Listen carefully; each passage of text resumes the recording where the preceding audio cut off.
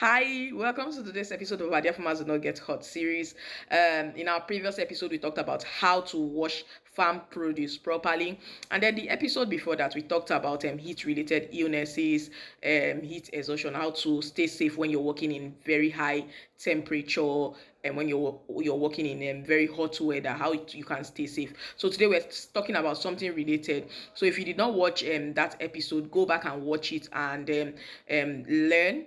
Today we're talking about heat exhaustion, how you can identify someone that is going through heat exhaustion, how you can identify someone going through heat stress, heat stroke. So one of the ways to know someone that is going through heat exhaustion is that they feel dizzy, they feel tired, there is fast weak pulse, and then they feel nauseated, they feel like vomiting, and then there is very heavy sweating. They sweat really heavily, and then another thing is that they is headache. So they feel headache, and then for heat stroke, there's something called heat stroke. I mentioned it in our previous video.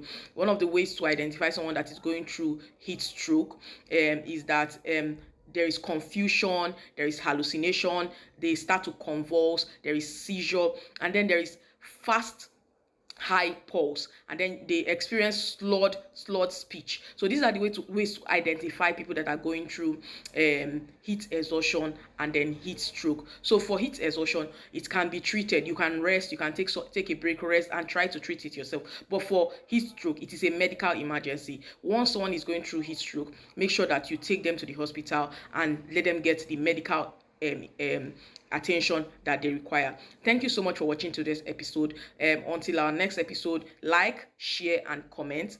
I'll see you. Bye.